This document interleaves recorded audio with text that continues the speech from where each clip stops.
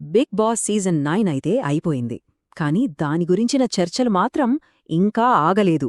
మరీ ముఖ్యంగా రన్నరప్గా నిలిచిన తనుజ గురించి అందరిలోనూ ఒకే ఒక్క ప్రశ్న: ఆమె నిజంగా కిరీటం లేని విజేతేనా?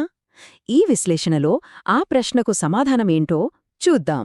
సూటిగా విషయంలోకి వచ్చేస్తే ప్రశ్న ఒకటే: తనుజ కేవలం రన్నరప్పా లేక అస్సలైన విన్నరా? ఈ ప్రశ్నకు జవాబు ఆమె షో తరువాత ఇచ్చిన ఒకే ఒక్క ఇంటర్వ్యూలో దాగుంది.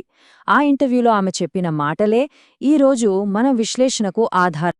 ఈ ఎనాలిసిస్లో మనం ఏం చూడబోతున్నామంటే, మొదట అస్సలు నిజమైన విన్నరెవరనేది చూద్దాం. ఆ తర్వాత గెలుపు అంటే నిజంగా అర్థమేంటి అని చర్చిద్దాం. ఆమె విలువలు, ఆటలో ఆమె చూపిన మెచ్యూరిటీని పరిశీలించి చివరగా ఒక ఫైనల్ వర్డిక్ట్కి వద్దాం. సరే, మొదటి విభాగం చూద్దాం. తనుజ ఇచ్చిన బజ్ ఇంటర్వ్యూ ఉంది కదా, అది ఆమె క్యారెక్టర్కి అద్దం పడుతుంది.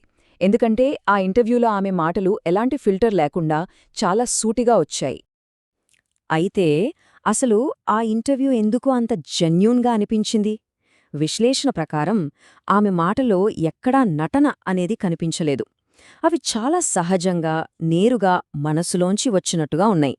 ఇదే ఆమె నిజాయితీకి మొదటి ప్రూఫ్ అన్నమాట. ఇప్పుడు మనం విక్టరీని ఒక కొత్త కోణంలో చూద్దాం. గెలవడమంటే కేవలం టైటిల్ కొట్టడం కాదు, అంతకంటే చాలా ఎక్కువ. ఆ వాదనేంటూ ఇప్పుడు చూద్దాం. ఇది చాలా పవర్ఫుల్ స్టేట్మెంట్. ఇదన్నది తనుజ కాదు, శివాజీ.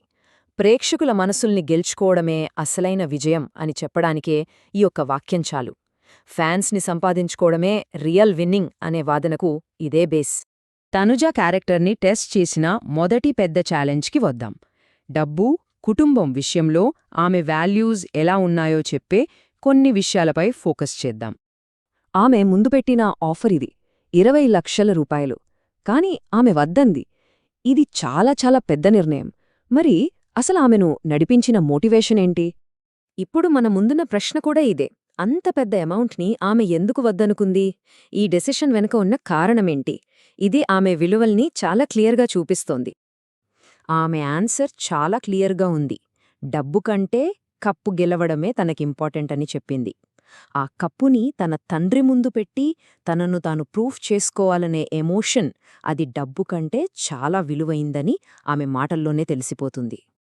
అంటే ఆమె నిర్ణయం వెనక ఉన్నది కేవలం కప్ మీద ఇష్టం మాత్రమే కాదు, తన ఐడెంటిటీ, తన ఫ్యామిలీ వాల్యూస్ పట్ల ఉన్న గౌరవం.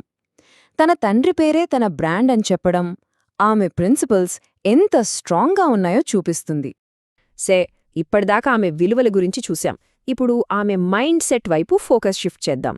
గేమ్ రిజల్ట్ని, అందులోని రిలేషన్షిప్స్ని ఆమె ఎలా హ్యాండిల్ చేసింది అనేది ఒకసారి చూద్దాం. ఈ ఒక్క మాట ఆమె మెంటల్ స్ట్రెంగ్త్ని చూపిస్తుంది. షో తర్వాత సాధారణంగా కనిపించే డిసప్పాయింట్మెంట్కి కంప్లీట్ ఆపోజిట్గా ఆమె రిజల్ట్ని చాలా గ్రేస్ఫుల్గా యాక్సెప్ట్ చేసింది.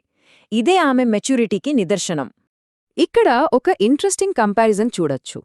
షో తర్వాత చాలామంది కంటెస్టెంట్స్ అనవసరంగా మాట్లాడి ట్రోల్స్ బారిన పడతారు. కాని తనుజ అలా కాదు.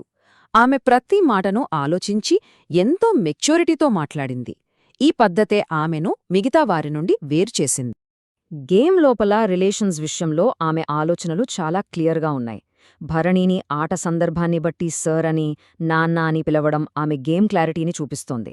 అలాగే ఇమాన్యుయల్తో బంధం ఎందుకు మారిందో అతనే చెప్పాలని నిక్కచ్చిగా చెప్పడం ఆమె హానెస్టీని చూపిస్తోంది. ఇది డబుల్ స్టాండర్డ్ కాదు, ఆటను ఆటలా ఆడటంలో ఉన్న స్పష్టత. ఇదే ఆమె క్యారెక్టర్లోని మరో ఇంపార్టెంట్ యాంగిల్ని బయటపెడుతుంది. కళ్యాణ్ గెలిచినప్పుడు ఆమె రియాక్షన్ ఇది. ఇలాంటి మాటలు ఎలాంటి సెల్ఫిష్నెస్ లేని మనసు నుంచే వస్తాయి. ఇక్కడే ఆమెలో ఉన్న విన్నర్ క్వాలిటీస్ క్లియర్గా కనిపిస్తాయి.